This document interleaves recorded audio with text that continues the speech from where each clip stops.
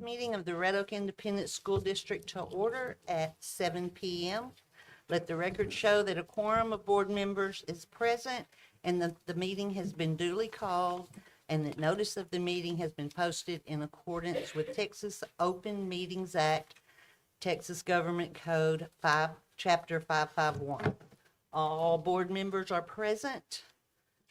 And Ms. Knight, if you would introduce our guest.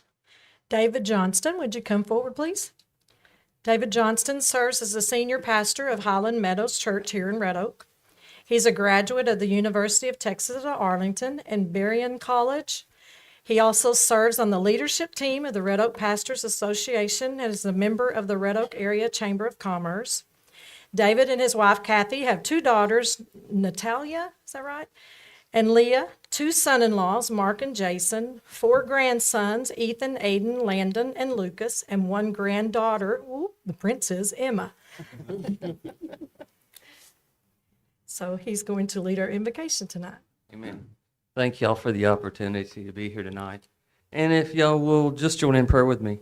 Lord, we just thank you for the wonderful community that you've blessed us with. We thank you for all of those that are on this school board and our superintendent. Father, we pray that they would always get their wisdom from you to make the right decisions in every part of the school system. And Lord, we thank you also for all of the principals and teachers. Lord, you've put the right people in the right place at the right time for such as this. And we thank you for all the staff too. Lord, we just lift up all of the students and the parents. Pray that, God, that we will just all be in one accord, because this community is a very special community. Help us to work together, do together, see our kids educated incredibly well together. And Lord, we also pray for those ROISD police officers too. Thank you for the security that they give us and bless us with. So Lord, as we move forward, help us to do the things that you've called us to do. Help this school system to be one of the best, which I think is already.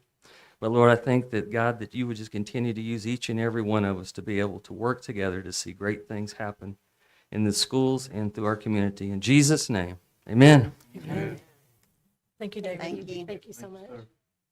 Ms. Porter, if you'll go down to introduce our pledge leader for the night.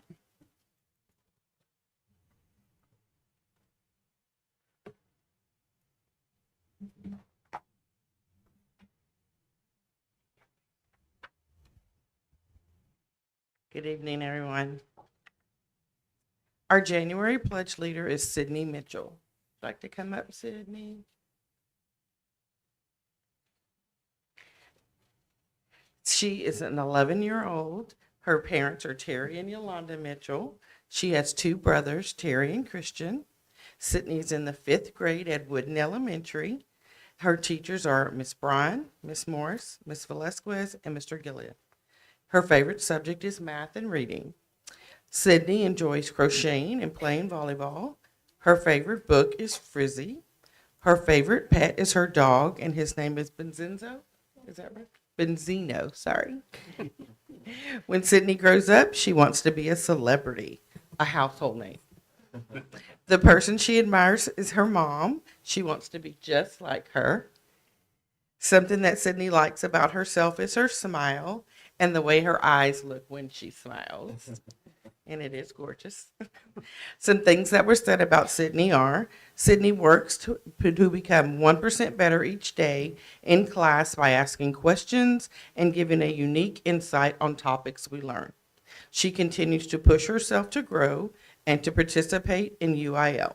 Sydney leaves a legacy by helping in the classroom when asked or when she sees there is a need.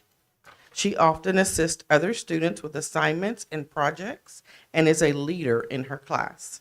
Sydney always shows grit. No matter how difficult a topic is, you can count on her to give her best effort and work hard to be successful. We are glad to have a student like Sydney in our classes. She is respectful and communicates with us daily. Sydney was new to Wooden last year, and it has been a joy to watch her grow and see her beautiful smile every day. We know she is going to do great things, and we are very proud of her. I give you Sydney Mitchell.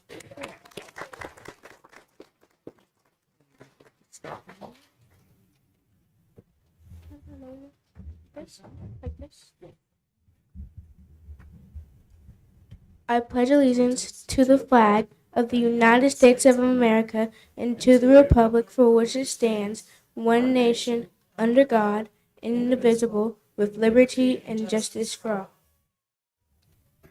I pledge this flag. I pledge allegiance to the Texas, one state, under God, one, indivisible.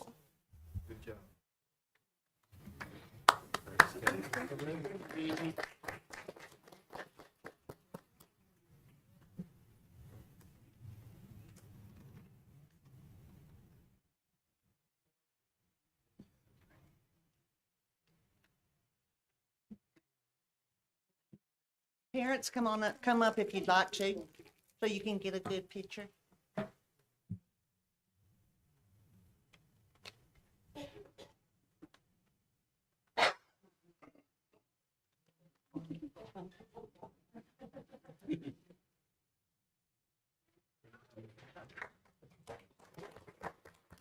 Thank you, Sydney.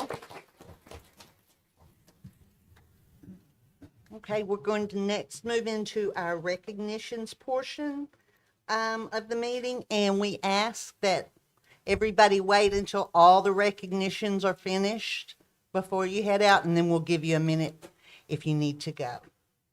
So first, we have Miss Sanford is going to introduce our top hawks, and Mr. Kelly, if you'll go down to give out the certificates. Okay. For the 24-25 school year, Red Oak ISD continues the celebration of students and staff with the Top Hawks and Hawk Staff Spotlight programs, who are sponsored by area businesses and organizations. Each grading period, campuses will select the Top Hawks, one boy and one girl, from their entire school based on the 4 talons of the hawk. Each elementary school winner will receive a $25 gift card, and each middle school and high school winner will receive a $50 gift card from our sponsor. Thanks to our sponsor for this grading period, and if you will come on up, complete logo source. We are joined tonight by Lisa Browse, who is going to present the certificates and gift cards along with our own Sean Kelly. So at this time, now students, when I call your name, elementary students, stay up here at the front until we recognize all of y'all, and then we'll allow parents to come up and take pictures as well. So we're going to start with East Ridge Elementary, and we have second grader Ariel Montalvo.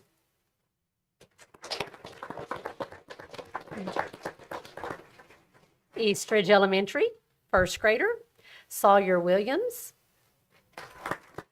And hey, Sawyer, I hear you are a birthday boy today, so happy birthday.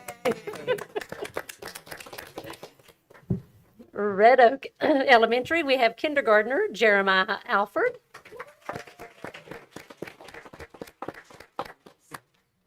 Red Oak Elementary, third grader Abigail Wright.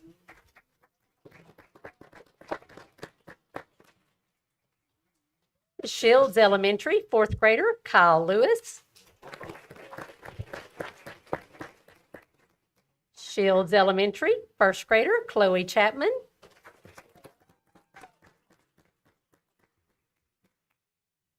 Shupman Elementary, third grader Alexa Pozos.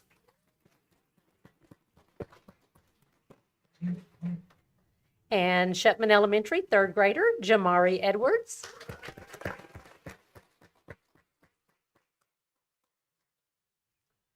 Wooden Elementary, fifth grader Amada Rocha.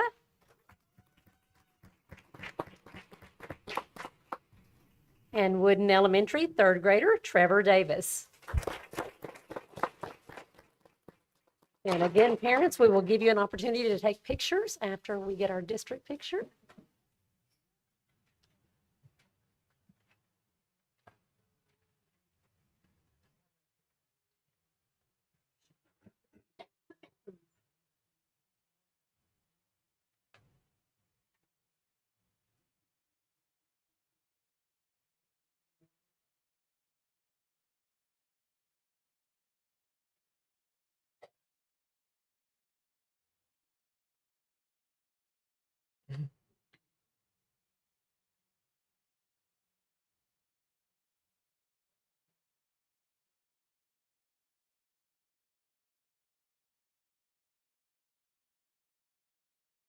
That's some sharp-looking kids, isn't it?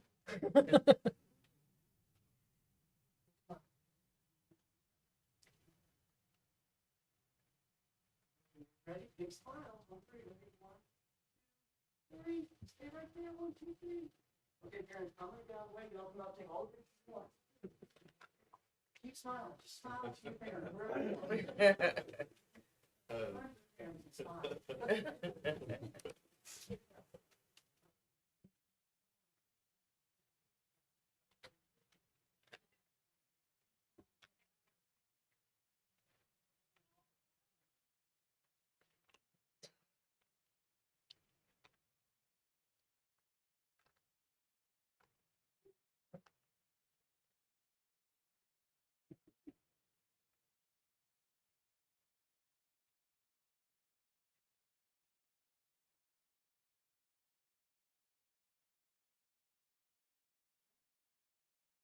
Great job, y'all. Good job.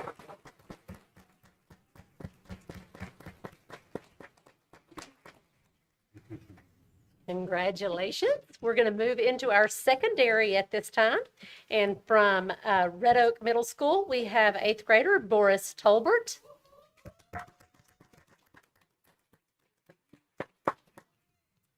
And from Red Oak Middle School, we have eighth grader Samantha Wade.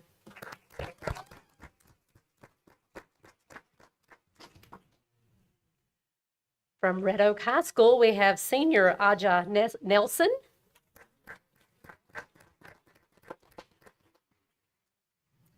And sophomore Maven Tyler.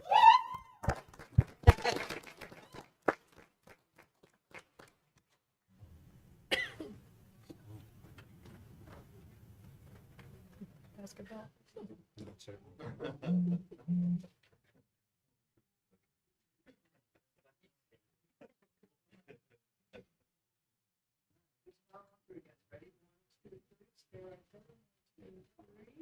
Keep staying there. Keep smiling, parents. Come on up.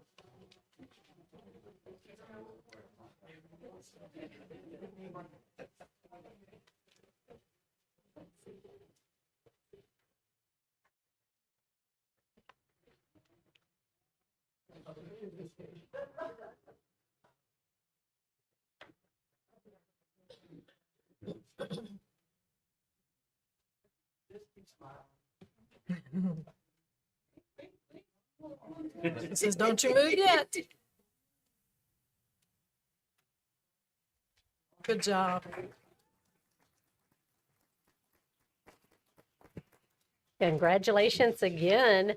We're going to keep our sponsor up here. And who's going to be down? I am. Bryce said he is. Okay. The Outstanding Business also sponsors our Hawk Staff Spotlight. From our bus drivers and office staff to principals, custodians, teachers, and more, our Hawk Nation consists of the best of the best. Every day, Hawk staff goes above and beyond in a variety of ways. Tonight's winner will receive a $100 gift card from our sponsor, Complete Logo Source again. And congratulations to our Hawk Staff Spotlight for the third grading period, Tyler Tucker, counselor at Shields Elementary.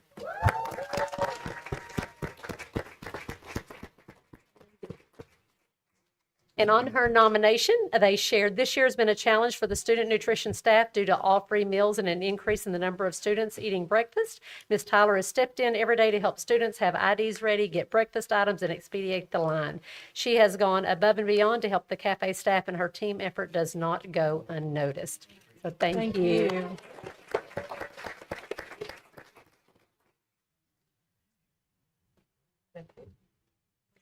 Okay, if you were here for student recognitions and you would like to leave now, now's the time to slip out. Congratulations. If not, we would love for you to stay for the rest of the meeting.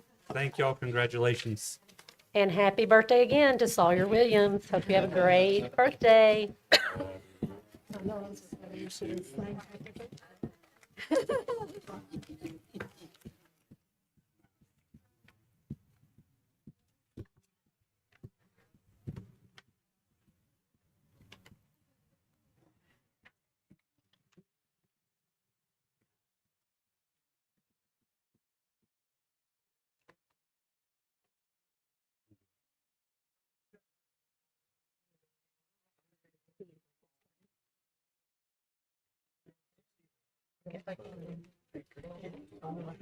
Yeah.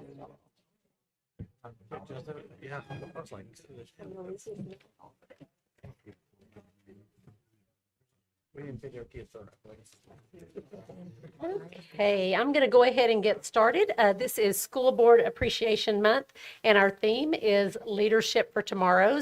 So I'm going to start by reading a proclamation by our governor, Governor Abbott. And he said, through the ages, each generation has been called upon to strengthen our foundation and prepare the way for others. This spirit is especially evident in the education of our children, for it is through a quality education that we place students firmly on the path to a lifetime of excellence and achievement. Ensuring a quality education is the work of many, and school boards are a vital component of that success. These local leaders use their time, energy, and knowledge to set and review budgets, oversee the management of Texas public and charter schools, and ensure that students receive an exemplary education. School board members play an integral role in promoting a lifelong love of learning in the next generation by collaborating with teachers, parents, and community members. They will continue to play a key role as we strive for educational excellence in the Lone Star State. Each year, the month of January is set aside to honor school boards, many contributions, and to recognize their commitment to education. At this time, I encourage all Texans to acknowledge that more than 7,000 school board members whose service represents the best of our great state. Therefore, I, Greg Abbott, Governor of Texas, do hereby proclaim January 25th to be School Board Appreciation Month. And I want to echo that. Our school board is absolutely amazing. I would venture to say we have the best school board in the state of Texas, and I'll stand by that. So at this time, I am going to have our school board members to come down. We have Melanie Peterson, our school board president. If you will go ahead and go down, because we have something else as well. Johnny Knight, vice president. Michelle Mickey Porter, our secretary. John Anderson.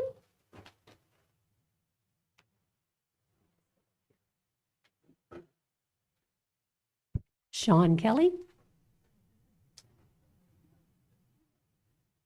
Donna Knight.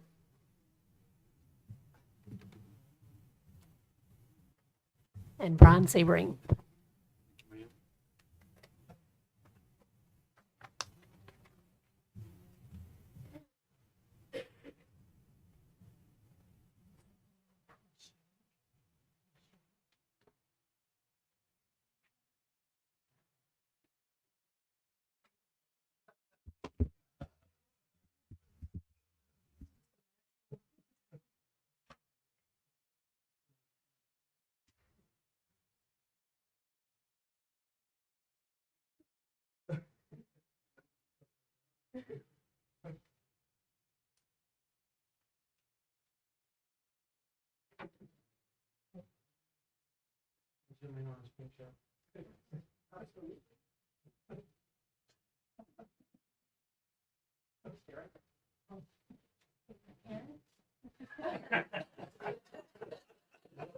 And at this time, we have the honor of having Travis Bruton from Glen Heights City Council, and he is going to come forward as well.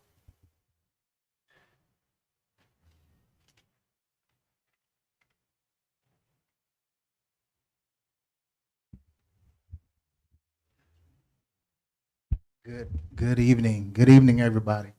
My name is Travis Bruton, the city councilman for the city of Glen Heights. I actually left my glasses in the car, so I won't read this whole thing. But I will say on behalf of the city of Glen Heights, whereas the city of Glen Heights City Council residents extend a heartfelt thank you to the Red Oak Independent School Board of Trustees, including President Peterson, Vice President Knight, Secretary Porter, Mr. Anderson, Mr. Kelly, Mr. Knight, Ms. Knight, and Mr. Sebring. We give our unwavering dedication to fostering educational excellence and supporting our students is truly commendable. The partnership between our city and the school district is vital to the growth and success of our community. We look forward to continue to work together to create opportunities that benefit our children and families. So on behalf of the city of Glen Heights and the mayor, Sonia Brown, we thank you for your partnership. Thank you.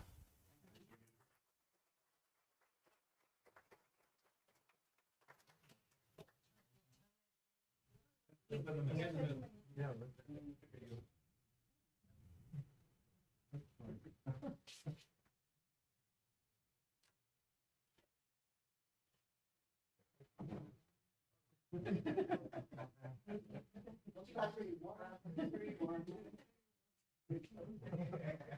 so much. Thank you so much. Thank you.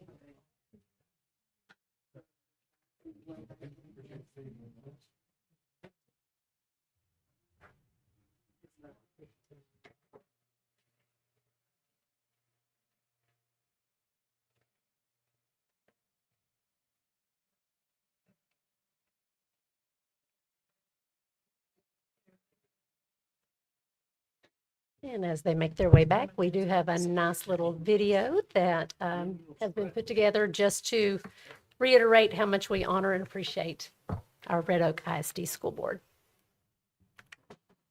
Hey Hawks, I'm Red Oak ISD Superintendent Brenda Sanford, and I want to be the first to say thank you to our amazing school board members for their dedication and commitment to our students, families, staff, and the community. Many of our board members are alumni, parents, mentors, and volunteers. They attend games, performances, and travel to support our students in dozens of programs. They graciously give their time, knowledge, and expertise. They genuinely care about each and every member of Hawk Nation. They are primarily responsible for the district budget, policies, and me, the superintendent. But they honestly do so much more. Each January, we set aside time to recognize these fantastic individuals. This year, we connected with a theme, Leaders for Tomorrow's Texas, to hear from our students about these 7 amazing board members.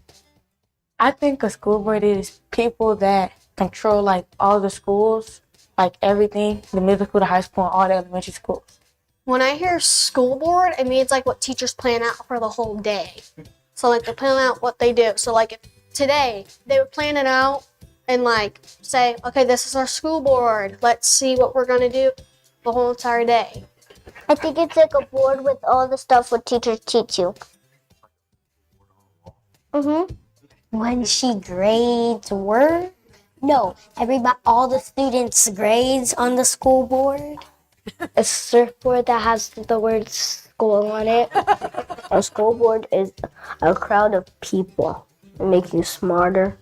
They're above the whole school district and they like do stuff like bonds. School board is pretty much a group of representatives that help make rules for our students in our community. I think they are in charge of the superintendent. Just take care of the school and make sure nothing bad happens. I was on school board. I'll probably do the same thing they're doing right now because it's working for the school district. Thank you, school board. Thank you, school board. Thank you, school board. Thank you, school board. Thank you, school board. Thank you, school board. Thank you, school board. Thank you, school board. Thank you, school board. Thank you, school board.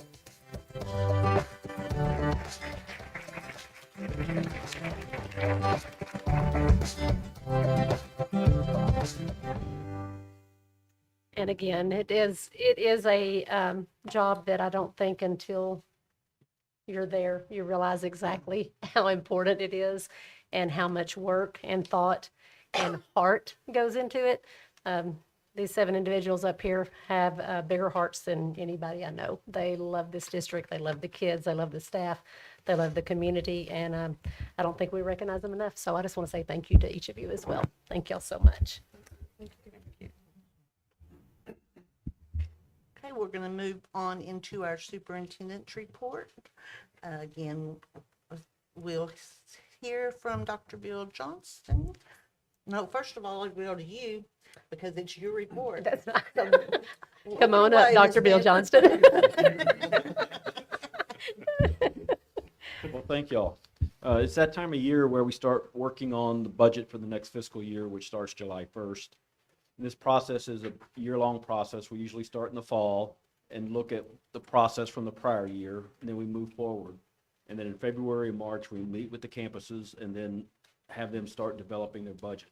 Every other year, it's somewhat interesting because that's when the legislative session starts, and determining what the final outcome will be, sometimes we have to create multiple scenarios and bring to the board to show that. Just in the summer of 2023, the board adopted a budget in June, but then in July, the legislature reduced the tax rate, so we had to come back in August and didn't change the bottom line, but just had to repurpose the revenue, rearrange the revenue. Again, so this year's going to be interesting to see what the legislative session does. But this is the calendar that will follow. Come back to the board when necessary. If we find out some things that the legislature is doing early, then hopefully that'll help us develop the budget. More than likely, it won't be until probably May that we'll get the final numbers, hopefully by May, so then we can come back to the board in June, adopt a budget. If we don't have that, we may have a board adopt a budget in June with the understanding that we'd come back in probably August and have a board adopt a revised budget. But this is the budget. It's similar to what we've done in the past. If there's any questions, just let me know.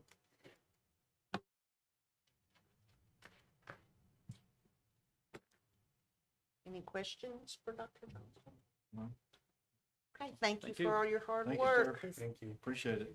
All right, so next we have Dr. Lynn, who is going to give you a construction update.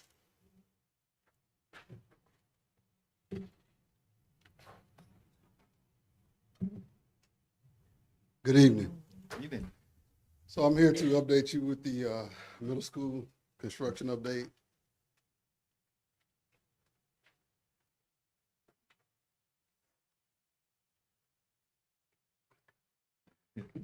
Okay, since our last update, we are still trending on our timeline to meet our timeline. We're also still operating under budget, which I think is really good. If you look at the areas DE, they're doing ceramic tile in the hallways and the restrooms are starting to be complete, and that's painting on the walls. We'll see in the picture a little later on in the slide deck. Also in areas F and G, they're doing sheetrock taping, beginning to paint. In areas A and B, the exterior brick is going up. Still working on HVAC, plumbing and wall. And in areas C1 and C2, they're continuing overhead electrical, AC, ductwork, and plumbing. I wasn't ready.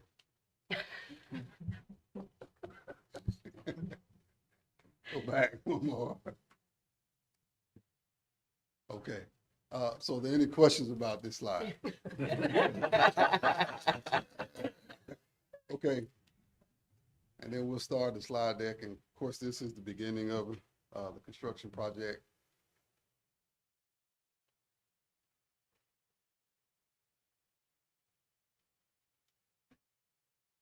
And if you have any questions, just stop.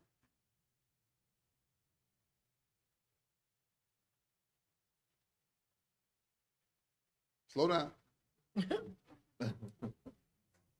Okay. This is October. And then November.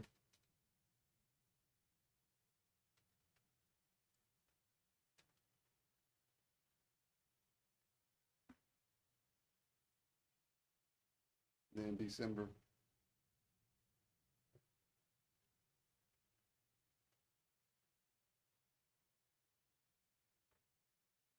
January 8th, January 22nd, and then stop, please. So this is section D. This is one of the slides that was in the previous PowerPoint. This is section D in December, and then the next slide will be section D in January. So I took this picture, so my camera's not as good as other people's cameras, but that wall is painted. It's hard to tell, but it's painted gray. It's a really pretty gray. Next slide. This is section E in December. And then section E in January.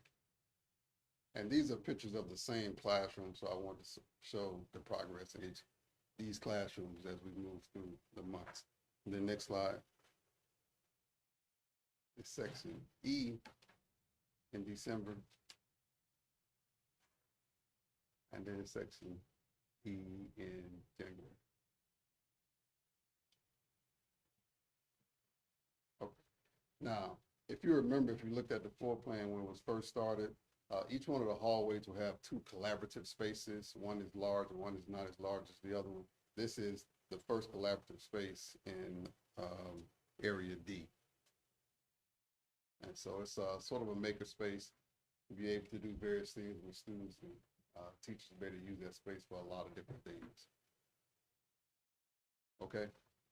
And then that's the front door in September, October, November, December, and January. That was last week. Are there any questions I can answer about the construction project? It's exciting. It's looking good. Thank you. Thank you, thank you. Thank you. And then I just had just a couple of things to add. Congratulations to the Sound of Music cast and crew. If you missed it, you really missed a great one. Their production this past weekend was absolutely amazing. I mean, they did such a great job. The talent of our students just floors me. They are phenomenal. Also, just to remind everyone, the next coffee talk is going to be on Wednesday, February 5th at 7:45 a.m. So make sure, try to jump on if you can. And our next mobile food pantry will be Thursday, February the 13th at 4 p.m.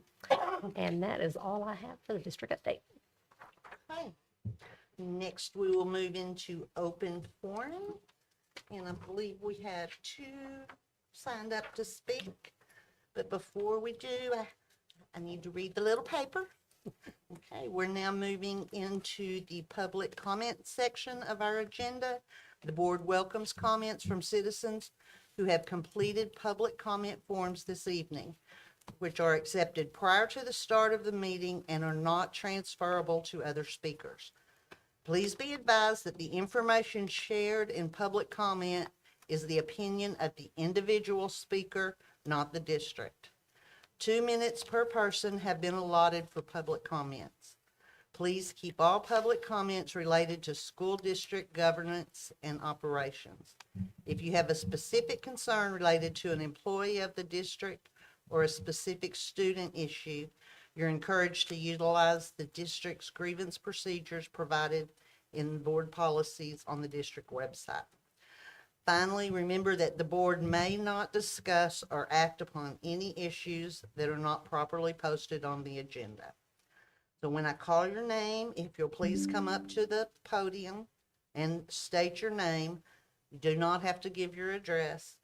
The clock will start after you state your name. And first we have Rashandria Piera.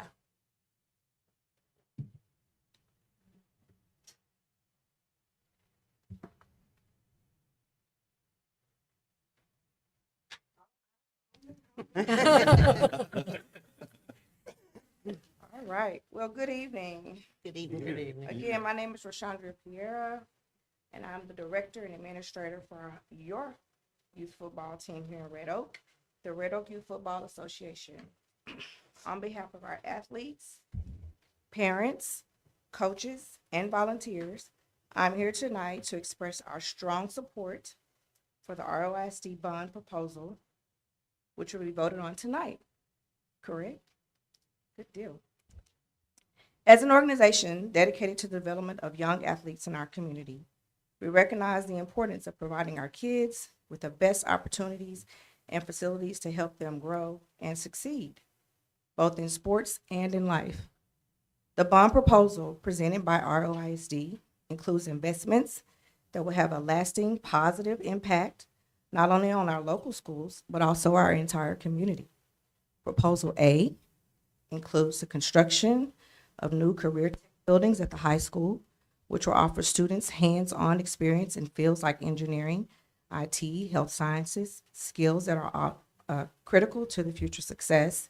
It also proposes a third high school gym, which will provide much-needed space for extracurricular activities like athletics, fine arts, and school events.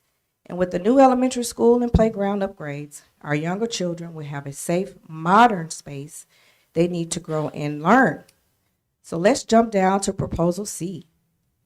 Proposition C proposes renovations to Goodloe Stadium, a facility that has served as the heart of our community's athletes' spirits for years. These improvements will ensure that Goodloe Stadium remains a top-tier venue for high school sports, and they will also benefit youth programs like ours by improving the facilities our athletes could use during their games and events. One of the most exciting parts of the bond proposal is that it comes with a tax rate, without a tax rate increase. ROISD has shown incredible fiscal responsibility by, I'm gonna have to stop. it's okay, I'm good, We appreciate you. absolutely. Thank you. Thank you. Next, we have Mr. Travis Bruton.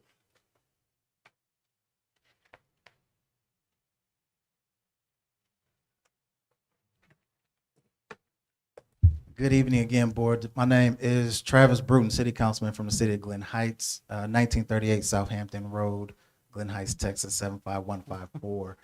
So I was coming this evening really just to tell everyone here, thank you for continuing to support our kids, our youth. We definitely appreciate it. Our city is growing really leaps and bounds. I know it's said that in the last maybe 3 years that the student population has grown by about 700. I know Glen Heights is a large portion of that. So again, we thanks for supporting that. Recently, we have approved more single-family homes, more multifamily, as well as townhomes. So the school district is going to continue to grow and expand. And with that being said, I know that I support a bond that will continue to provide safety for our students and a good education. And there's other people in the city of Glen Heights that do as well. So I just want to make sure that you know that. And also, we look forward to a continued partnership with the school board and the city. Thank you. Thank you. As always, we appreciate people from the community coming to speak. And next, we will move into our action items, beginning with the consent agenda.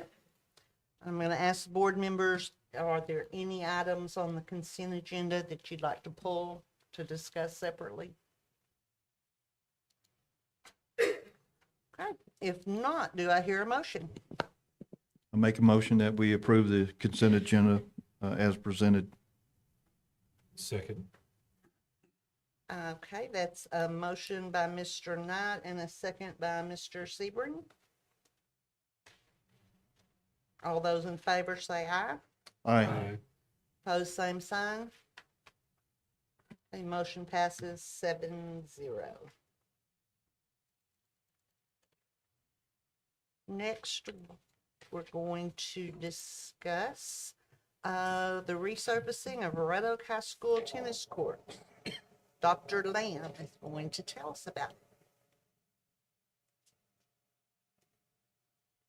it. Okay, so we are at a place where we believe it's time to resurface the tennis courts. The industry standard for tennis courts is between 8 and 10 years, and we are at the 15-year mark with the tennis courts.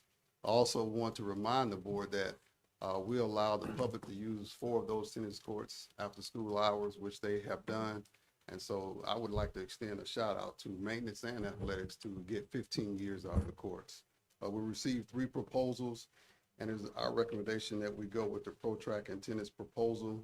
If you approve that recommendation, we anticipate being able to close the course down for 3 to 4 weeks after the tennis season is complete, and then we'll be able to open those courts back up. Are there any questions that I can answer for you? When does the tennis season close? April, mid-April. This just is for resurfacing, not any covers over those hot stands, No, ma'am. because it really gets hot during that time. It does.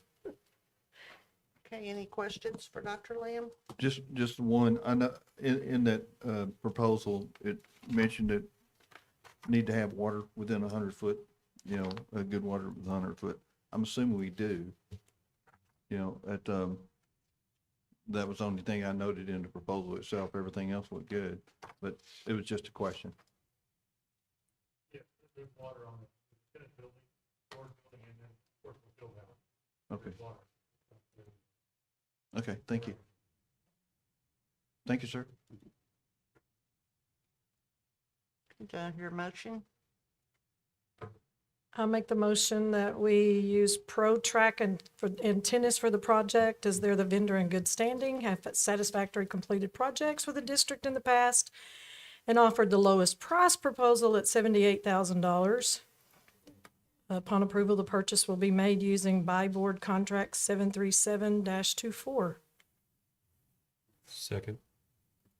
Okay, that's a motion by Ms. Knight and a second by Mr. Sebring.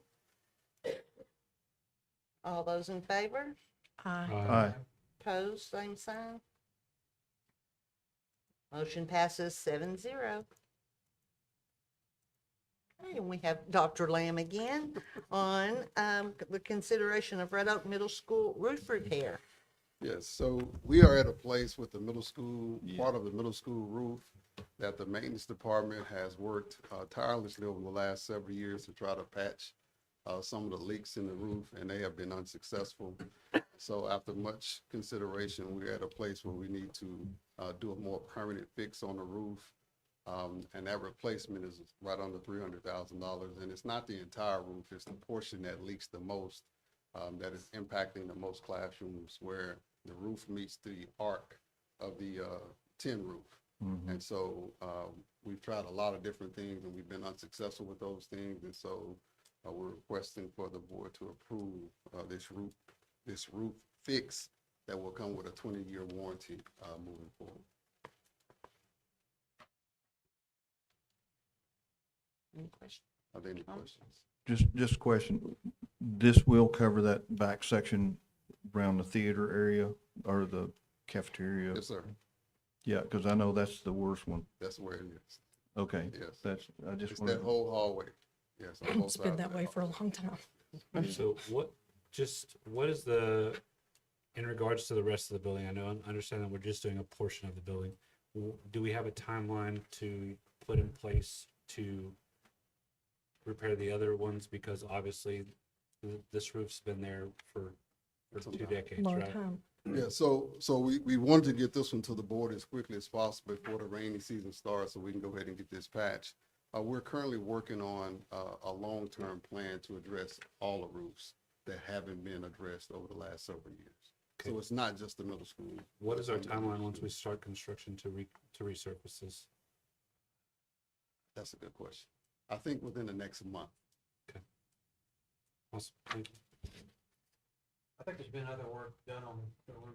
Oh, I know we've done lots of work. It is. It's an ongoing, once you start on a roof, when you touch it, you're not coming off of it. The other thing is they will be able to do it while school is going on, so we won't have to change any of the scheduling of the classes in that area. It'll make minimal noise.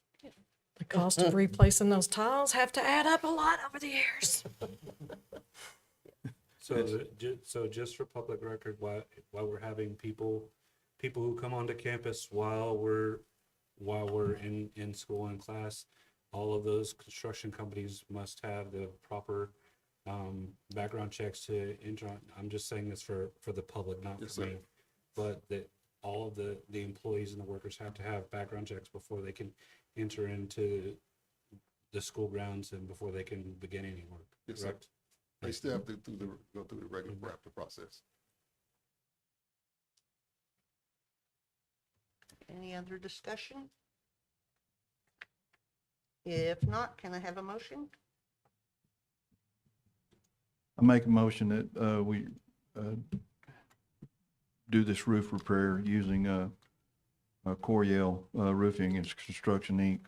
for this project in an amount of $279,876.87 using the TIPS number 240-60402 contract. Okay, that was a motion by Mr. Knight and a second by Mr. Anderson. All those in favor? Aye. Opposed? Motion passes 7-0. Thank you.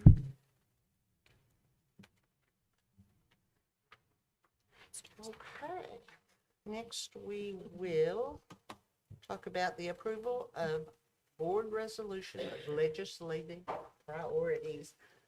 Ms. Sanford. All right, as everyone knows or should know, we are currently in the 89th legislative session, and our Red Oak ISD School Board always commits support and priority to ensure that we are pursuing legislative action that protects not only the school district, but students across the state of Texas, and they are champions for the success of schools and students. And in an effort to advocate for those needs and interests, you have in your packet a list of legislative priorities, and those legislative priorities are focused on 6 different items. Number 1 is safety and security, then adequately funding public schools, prioritizing dollars for public schools, creating meaningful, fair, and equitable assessments and accountability standards. That's in relation to our A through F accountability. Preserving local control to face unique needs of community instead of giving more authority to the higher governments, and supporting good governance. And so the administration recommends that the Red Oak ISD Board of Trustees pass and approve the 2025 89th legislative priorities as presented in your packet. Do you have any questions about those priorities? And this is in the form of a resolution.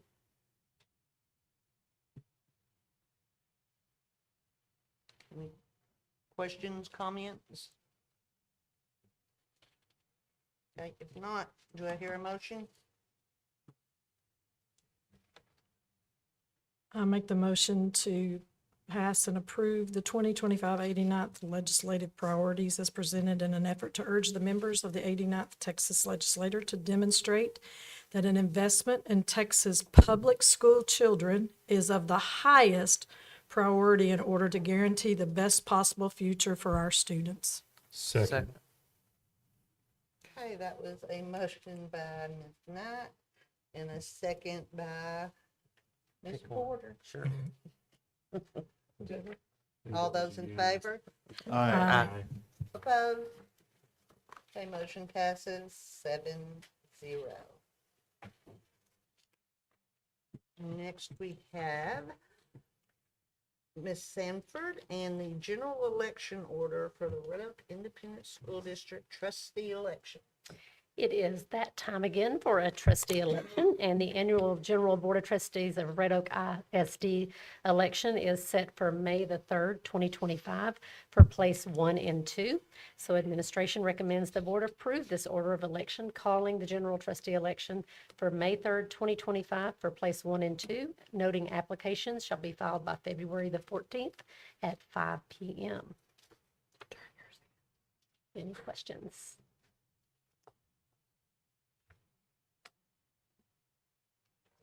We need a motion on that. I move that we approve the order of elections calling for a general trustees election. Second. Okay, that's a motion by Mr. Knight and a second by Ms. Porter. All those in favor? Aye. Opposed, same sign. Motion passes 7-0. And now we have, Ms. Sanford's going to talk to us about a possible adoption of an order calling for a bond election.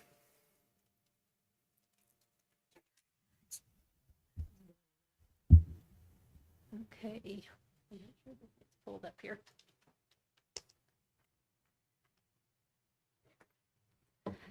Okay, I'm going to give you a lot of information, so feel free to either stop me in between if you have questions, board, or if you want to ask at the end, that is fine as well.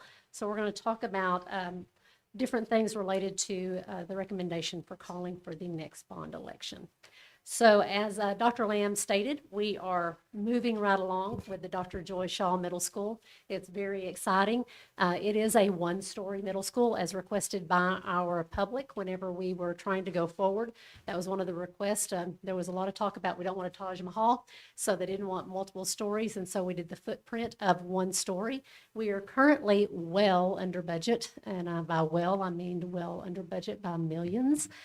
We are going to co-locate at the Roms Middle School in the fall of 2025 and still plan to move in spring semester of 2026. And as you saw by all of the pictures, and I hope you drive by, it's coming along quite nicely on that. Do I need to go back? There we go. So the ROISD bond proposal for the May 3rd election that I'm proposing is phase 2 of that long-range plan that addresses the elementary school and the high school growth and opportunities. When we did the actual committee, there were several different things that needed to be addressed. It was all of the campuses, all of the opportunities, and several of the athletic things. And so we have divided that into phases. We're looking at phase 2 at this point to address overcrowding and growth, student opportunities, and long-range facility management. So let's talk about the elementary and high school first. Red Oak High School, the functional capacity is 2,165. You're going to see in parentheses where we have fall 2024 snapshot. In order not to confuse anyone, including the public, we're going to stick to those numbers. Even though those numbers are growing since then, we're still going to stick to that fall snapshot numbers. So we have grown to 2,298 students at the high school as of fall snapshot 2024. Again, look at that functional capacity of 2,165. So how are we currently managing that?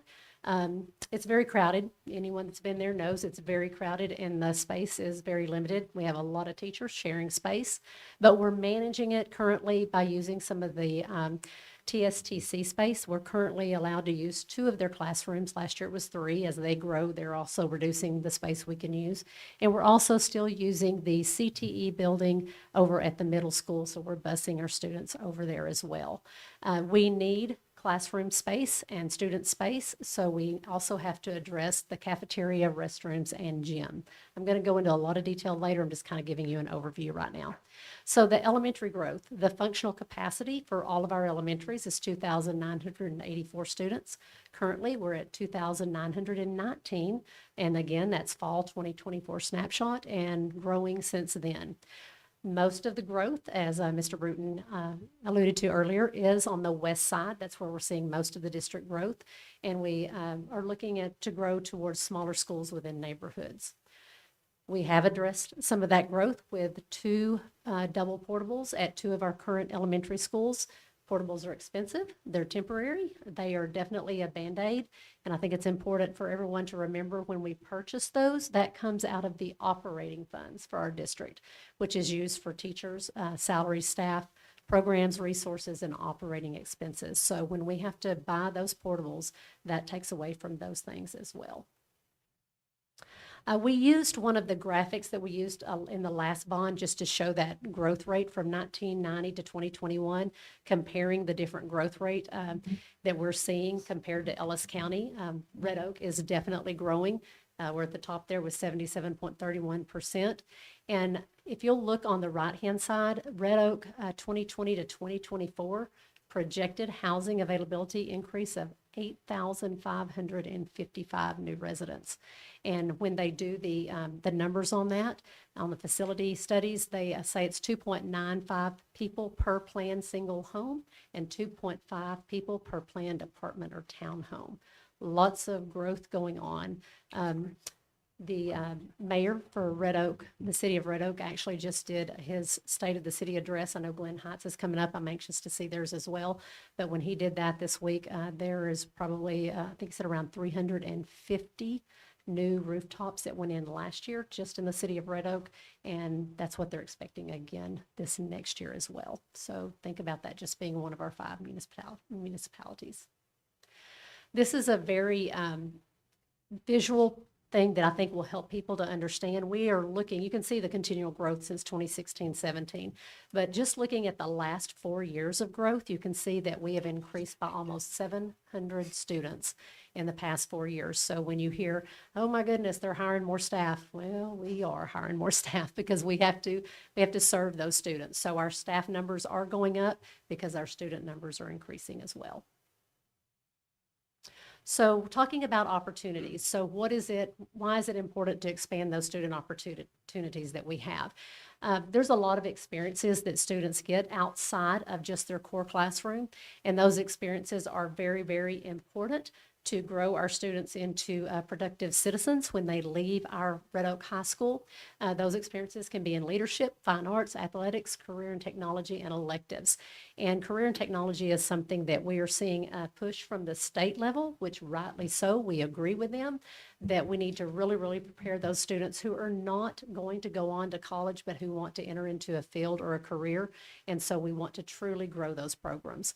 We always know, I mean, as a parent, I knew it. If you keep your students engaged in something, you're going to have less problems getting them to go to school. They're going to want to go to school because there's things that are not just sitting in there learning math and reading. They're actually involved with other organizations, other teammates, and they're learning how to develop those meaningful relationships, and they're engaging with peers and adults. So very, very important to always address the student opportunities as well. So Red Oak ISD has passed 2 bonds in 20 years. So maintaining existing schools, repurposing our buildings, just like the roof we just talked about, using our funds in order to be able to maintain buildings has always been something that we prioritize. And if you follow our budget at all and you follow our business office at all, you know we're very frugal with taxpayer funding. We have increased approximately 1,000 students over the past 10 years. And remember how I said 700 in the past 4? That tells you how quickly that growth is coming in the last 4 years. So across all grade levels, about 100 to 150 students per year. So what's our goal? We have to catch up first, but we also want to look at how are we going to handle the next 12 to 15 years, because what we don't want to do is just to get us through for another year or 2. We want to plan out ahead to make sure we're where we need to be. We are so thankful that was addressed with the 2023 bond, and our constituents and our voters came and they supported the Dr. Joy Shaw Middle School. So the middle school growth has been addressed. So now we have to look at how are we going to address the high school by expanding it, and the elementary by adding an elementary school. So when we talk about long-range facility management, I touched on this just a little bit. We had a Citizens Facility Planning Committee, and when we went for that original bond back in 2022, we had a lot of things. We had everything on there that was addressed by the Citizens Facility Planning Committee. And as you know, that did not pass. And so we were breaking it down. What is the priority? What is the priority? And the priority was the middle school. And so some people say, why didn't you spend that money to build more than one school? Well, that's not what the voters approved. The voters approved the funds to build one school, and that was a middle school. And so we have to look at what are we doing about the projected growth? What are we doing about our bond capacity? How are our finances looking? What does the community say? So we did a survey in 2024 to prioritize. And what is our current facility and capacity analysis and our cost analysis? So when you go for a bond, it's not just, I think I'll go for a bond today.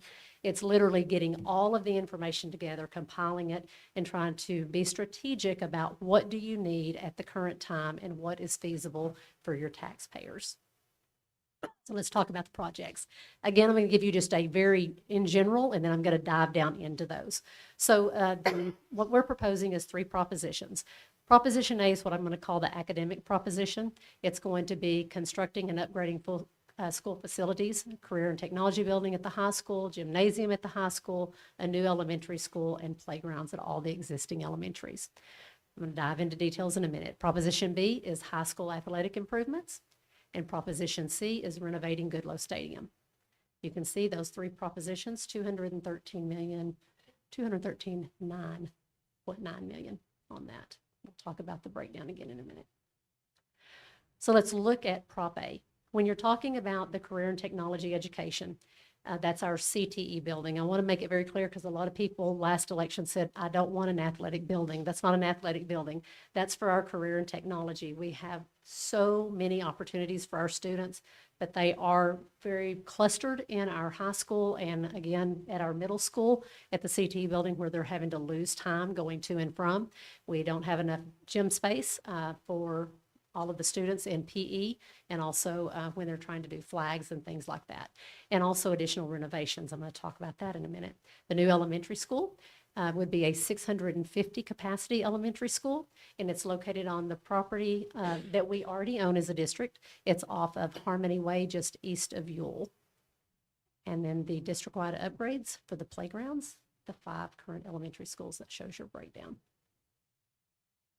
Diving a little deeper, let's talk about the CTE, Career and Technology building. When we went for the last bond, that building was not that large because we have experienced a lot more growth. We realized that even though we were addressing some things about the growth, we weren't addressing kitchen, cafeteria, different programming that we needed. So that is going to be about a 90,000 square foot facility. It's going to include all of the current CTE, a kitchen and a cafeteria, and room to grow. Kitchen and cafeteria is very important because our cafeteria right now, we have 4 lunch periods. When I meet with our students, they often tell me, I don't even go try to get in the line. I don't have time. There's so many students running through there. So we wanted to address that as well. And also that would allow us to look at future culinary classes as well. So that's a plus there. It will pull approximately 18 to 20 classes off of our current high school. I believe we have over 30 teachers now at the high school that share some portion of their room during the day. So that will definitely help alleviate some of that. So those teachers will have their own classroom space and the students will have plenty of room as well. And it will eliminate the busing to the middle school, which we know that that loses a lot of time when you're putting those students on the bus, loading them, taking them over there, unloading them.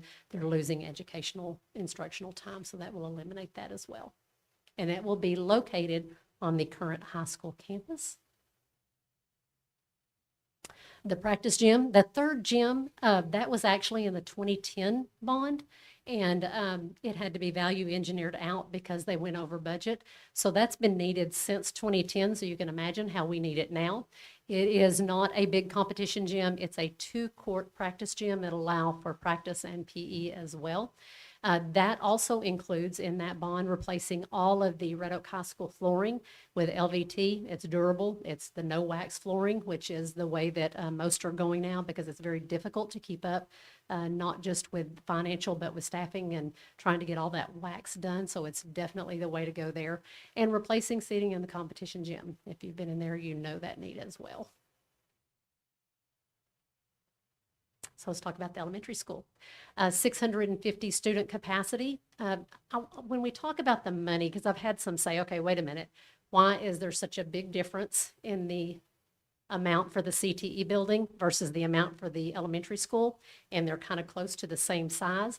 I want you to think about when you're doing an elementary school, you're doing the classrooms and you're getting the things in there for the classrooms. When you're doing CTE, you're talking about automotive, you're talking about culinary, you're talking about construction, all of the things you need. That bond amount includes fitting all of that with all of the equipment that is needed in that building. That's why the CTE building per square foot, I guess you could say, is a lot more because you're having to consider everything it takes to get that building up and going. So elementary is about 85,000 square foot. Capacity 650 students on the west side. Again, I want you to look at those numbers for Shupman and Shields. We're currently running 750 students at one elementary school over there at Shupman and 650 at the other elementary school, Shields. So they are definitely busting at the seams at those 2 elementaries as well. And again, it's going to be on Harmony Way east of Yule Road. Question. Sure. So everybody always asks, when we went for the middle school, what should be the best number capacity to effectively run elementary at its best? You really and truly want to stay 500, 550 max, in my opinion. If you have 500 or less, you have more opportunities for those students to engage, just like we talked about at the middle school. You have more opportunities for them to be involved. When you get over 500 to 550 students, you can pretty much, I'm just going to tell you, you could look at our data. You can look at data across the state of Texas. If you compare the size of elementary schools, even within our district, you will discover that the smallest number of students in an elementary school is going to have the highest grades when it comes to those STAR testing and any other accountability. And the largest number of students is going to have the lowest grade because it's just proven. The smaller your school, the better your students are served and the better that they actually function and learn. And so I would say you would not want to go over 500 ideally. So what are our current enrollments for the other 3? Do you have those enrollments?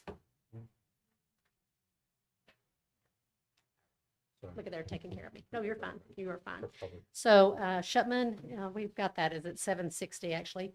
ROE is 537. Wooden, 576. Eastridge 504, and Shields 607. Oh.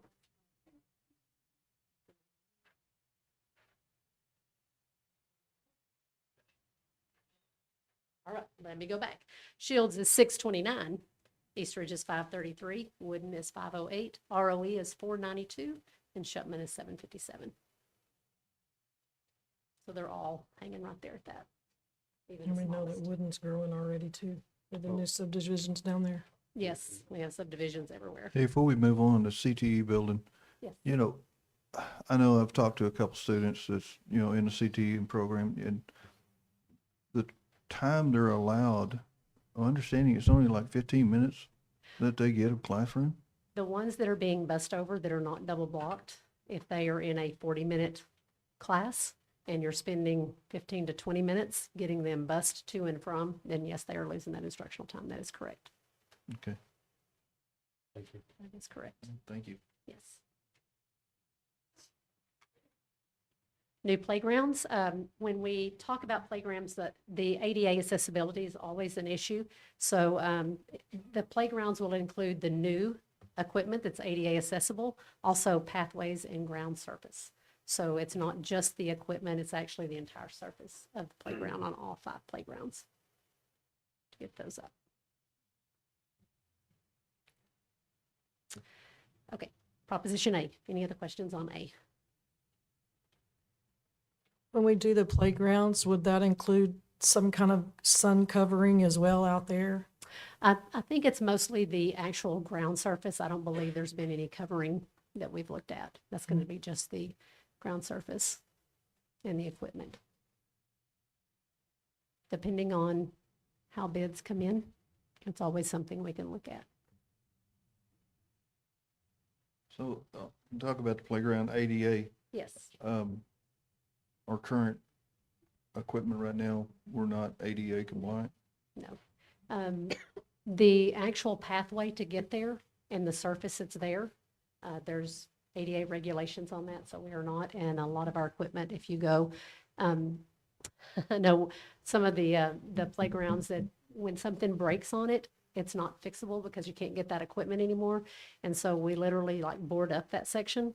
So if there's a slide that broke on one, then we just board that up so that that piece is not usable anymore.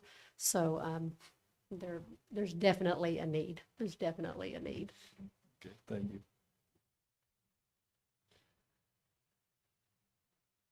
Okay, we'll move on to Proposition B. That's the smallest proposition. If you can say anything that has the word million on the back of it is small. Proposition B is our athletic venue and upgrade. It is 11.9 million. That is building a sub-varsity athletic venue with an 8-lane track and turf field on the existing high school property. It will include restrooms, concession, seating for 900, lighting, fencing, parking, a small scoreboard, not the big video board, small scoreboard, and a detention pond. I want you to think about what's being built behind the Dr. Joy Shaw Middle School. Very similar to what's being built behind there now.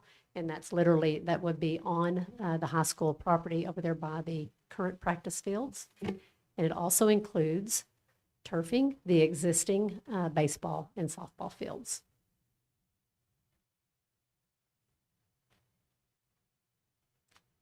Questions on that? And just to throw that in there, we currently, we have a 7-lane track at Goodloe, which will remain the same even with the bond proposition. So that would offer us an 8-lane track as well for the district. So we have to have 8 lanes for track meets, right? You can hold track meets, like we'll still do the Carter relays and things like that. You can hold track meets at the 7-lane tracks. Most of them, when you get into the UIL track meets, they prefer 8-lane tracks because you can get all the students in there and the athletes and having them run. But we can still hold like the Carter relays and things like that on the 7-lane. But this would afford opportunity to do track meets that otherwise we wouldn't be looked at for.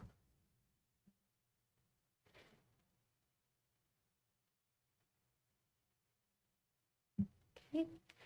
Proposition C is renovations to Goodloe Stadium. The need has not changed there, other than the fact that we have done some things since the last bond failed in order to get some ADA compliance going on that are not included in this bond. What we have done through our own funding and through capital projects is we have made it to where it is accessible to get in Goodloe Stadium now. So that was a step we felt like it was important to be able to get in. So the entryways are ADA accessible and the concrete getting into Goodloe is accessible. We also raised the field up to where there's no longer a curb so that students or anyone who has wheelchair can actually get onto the field now. Field has been brought up. It has been redone, and the track was redone as well. It was a safety hazard as well. When we brought that to the board, you can remember there was just holes in the track and places that was just not safe. Those things have been done. So other than that, it would be a pretty much complete renovation of Goodloe Stadium. We would build the stadium bleachers to code and increase the seating capacity. Currently, we are not ADA compliant on either side. We do have ramps on the home side, but the slope is not ADA compliant. And on the visitor side, we don't even have any way for people to assess the actual bleachers on the visitor side at this time. We would have to put those individuals on the track or outside the gate. It would also include new restrooms. If you've ever been there, you know the condition of the restrooms. We do bring in portables to our games, to our football games, ADA portables. But the restrooms are not ADA accessible and they are just in very sad shape. It would also include locker rooms, concession, press box, and scoreboard. It would also include additional parking for home and visitors and a driveway loop that would go around where the current scoreboard is, and LED track and field lighting, and again, ADA compliance throughout, and that is $46.8 million. So the escalation on that is a little higher than the last one, but not as much as you would think when you're looking at it, but that's because we have done things already in-house. Doing the track and field has taken away from that amount that we have to go for. So that's Proposition C. Would this, in this proposal, would this also be eliminating the old restrooms? I mean, the Yes. demos of It all would, this? it's demoing everything and rebuilding back new. Okay. Also, not only concessions by where the scoreboard is now, but also redoing the concession, a small concession underneath the bleachers. So it's going to be redoing all of that. So potentially, especially this area, if we don't do something, we could be shut down by ADA and not have any home games at all. That is correct. And then people would be driving to Highland Park and Frisco. And That is correct. Okay. We've tried to, some people ask, why did you spend the money on some of those improvements to Goodloe? And that was in an effort in the event that we did get complaints that we could just show good faith. We're trying to do what we can do with the funds we have in-house, but that doesn't stop them from shutting us down. Yeah.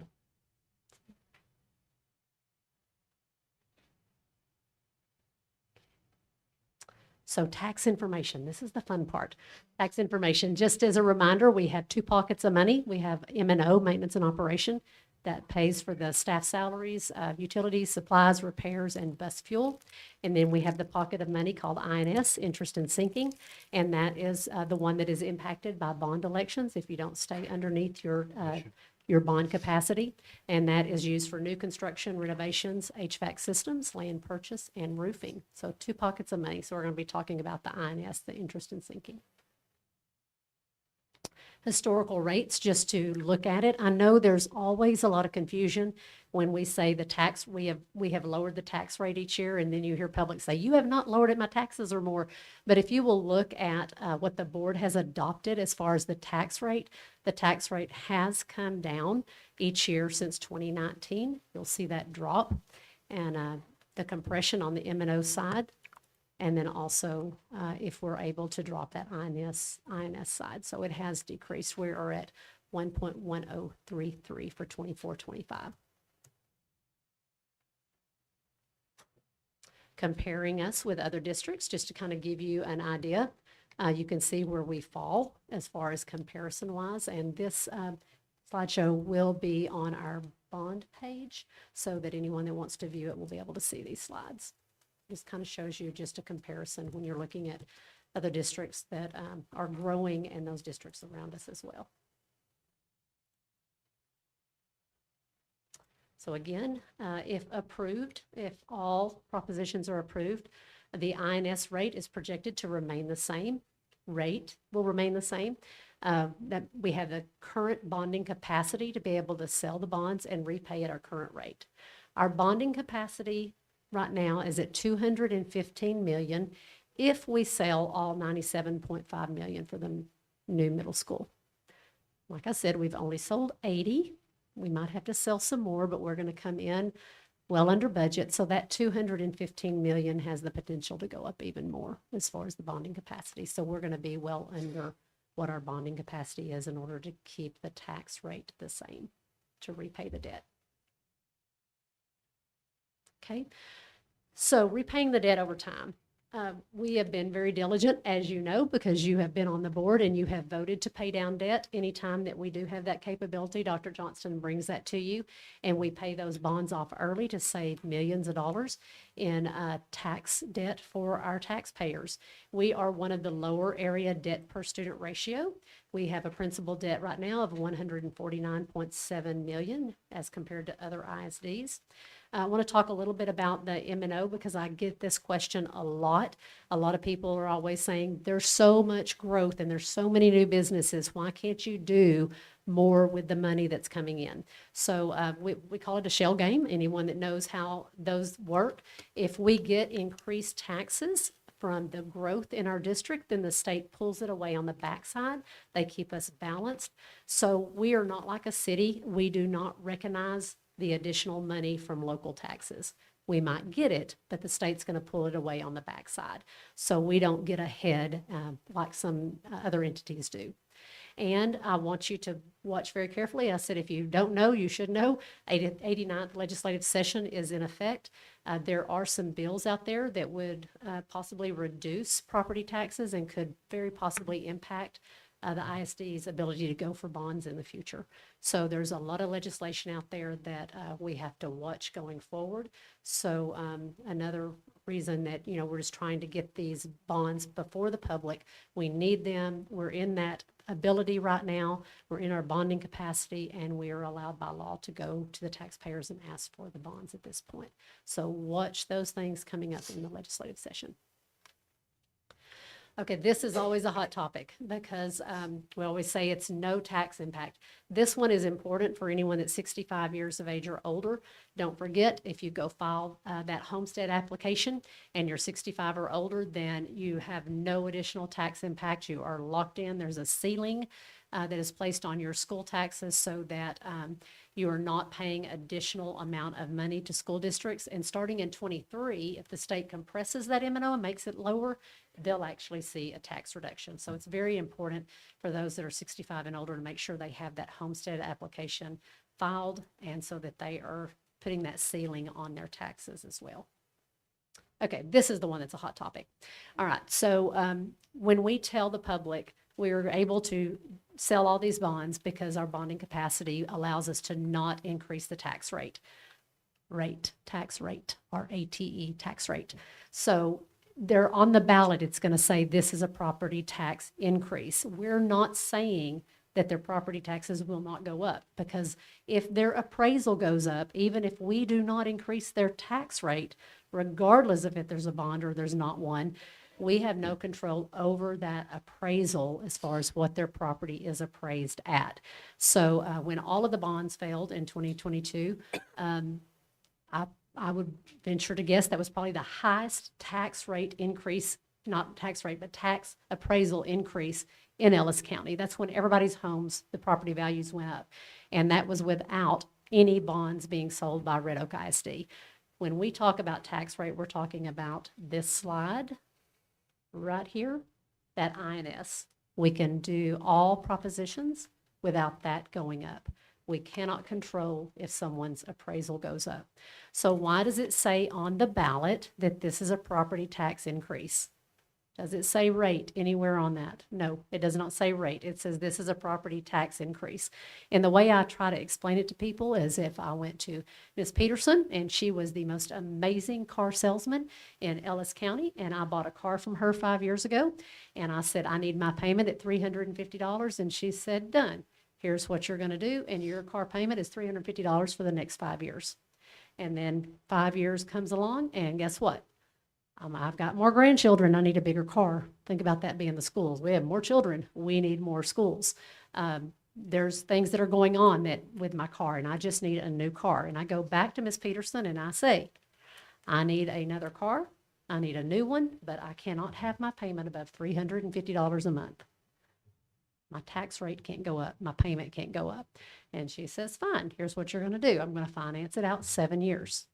That's what we're talking about when we're talking about not increasing their tax rate. We're not increasing the amount of money that it's going to take from them to pay for the actual bond. But did I have to pay more money in the long run? Yes, I did, because I just extended my debt out 7 years. That's why it's a property tax increase. You're extending your debt, so you're paying more taxes over a period of time, even if your rate did not change. That is the reasoning, if you can call it that it is on the ballot saying it's a property tax increase. But again, we will not have to increase the tax rate. Questions on that? That's probably the most confusing thing for the public to understand. Okay. Voting information.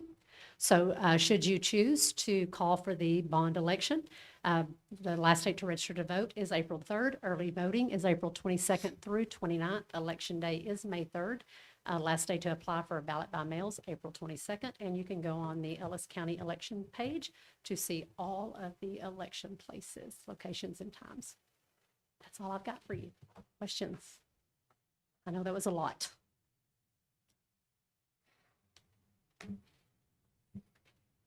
I think my biggest thing is I just want to make sure that the public truly knows what CTE is and what the programs that we offer, because I think so many people don't realize that so many of our kids are not college bound, but they're work bound, and we have some very good programs there that we're just, like you said, when you only get 18 minutes of classroom time, that takes away from what they're getting with certifications and all that. So I think the public really needs to understand that big portion right there of, because they don't understand those letters, CTE, they don't know what, I mean, and even saying career and technology, what's that? So I think that if we do this, I think the public needs to be aware of what we do truly All of our offer. programs, And yes. in the future, what we hope to offer. Yes, and we can link that on our bond page as well, because I know we have all of those different opportunities listed. So we can link that, so it'll be easier to find for them to see those, because we have a long list of opportunities. I know that's the other thing is we talk to the public about things, just like the stadium. There's some ADA issues that we've been working on throughout several years now, and they're expensive, but we've been band-aiding is what it is. And I know ADA has the right to come in and, like I said, shut us down. I've seen those circumstances before. And one of the big ones is restrooms over there. They're horrible. It is. It's kind of embarrassing, honestly. So it definitely needs an uplift. There's no doubt about it. I can see that. But, it's used for more than just football. For sure. There's a lot of activities happen there. But when we do this, again, we need to make sure our general public is aware, of the steps we're taking and why we're taking them. Right. And our bonding capacity, as things go up in price, then our bonding capacity may not go up that much. So if you kick cans down the road, it's hard to actually be able to do things in the future, just like the talk about the gymnasium that was value engineered out in 2010. It was kicked down the road, and now you're paying several million more for that same exact thing because it's kicked down the road. So there are things that will eventually outgrow our bonding capacity if we don't get things done. Okay, thank you. Thank you. We're taxpayers too, so we're concerned about the money as well, because we all pay taxes here in Red Oak just as well. So you watching in the public know that this is not an easy decision for any of us, I don't think. I think I can speak for all of us, because when we're paying taxes as well, we look at the money just like you look at the money. So just know that this is it's not an easy decision, but we have to do what's best for our kids in this district, our staff. I mean, I look at the elementaries and I'm like, we have one principal and one assistant. We need more assistants with more kids, because the kids are, I mean, there's something always going on. So I think there's things out there that, if you haven't been inside one of the schools, you need to be there to where you can understand what we're looking at of all of the different proposals, et cetera. Yes. And I don't think really that people realize sometimes we have no choice but to call a bond. Absolutely. Because it's the only way that we can do To the this. voters. That's correct. That's Because correct. we don't have donors that are saying, here, I'll build you a new No, elementary school. no billion-dollar donors come into Red Oak ISD lately. And like I said, that's our only choice. Yes. Is to call a bond, and then it's up to the voters. That's correct. That is correct. Yeah, there's no way to, people say that could you do fundraisers? And you're talking about millions upon millions of dollars. And those who actually are involved in booster clubs and Education Foundation and all the different places that are trying to get those donations, you realize that's not feasible. There's just not someone going to come in and hand you $156 million to build your facilities. It's just not going to happen. I wish it would. I wish it would. Anybody know someone, have them come my way. Red Oak is not the tiny town anymore. No, it's not. These aren't new issues. Mm-mm. No. We've seen these multiple times on previous bonds and failed. Talk about kicking the can down the road. Well, we have no more can to kick. Exactly. right? Yep. So if we keep putting it off, there are gonna be other needs that are gonna come up. And you're right, we're gonna get to the point where you can't cover the No. rest. You're gonna have to increase your taxes. That's right. That's right. I mean, the growth helps, you hear we'll quit building houses, quit growing. Well, we don't have any control over Right. who builds houses or how many people come and move to Red Oak. And we don't get to pick and choose what kids we That's right. educate, right? We're not I charter, love we're not public. I mean, we're not private Private. school, so we have to educate by law the kids that are in our district. We have no choice. So we want those kids to have the best education possible and not be crammed in some little cubbyhole Correct. to try to learn, because that's not conducive to the kids for learning. So we're gonna see this bond again. If it doesn't pass, then we're probably gonna see it again. again. So we need to do some digging, some thinking, some praying. Get this thing done, move it across the goal line. 100%. We have to think of those little guys that were standing in front of us earlier, because they're not going backwards, they're moving forward. And hopefully their families later on will continue to come to Red Oak because it has the best school district in the county. Agreed. Yes. The other thing that we talked about, the CTE building, I'm back on the CTE building, is the cafeteria there. Yes. We're in the high school weekly. I'm in the high school every week. Yes. And I see the traffic flow. It's tremendous. It is. And these kids not getting to eat. There's some kids that are not eating. Yes. Yes.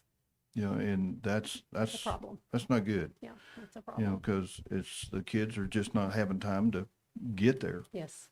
And like I said, our CTE with a cafeteria, that will help eliminate will. some of that.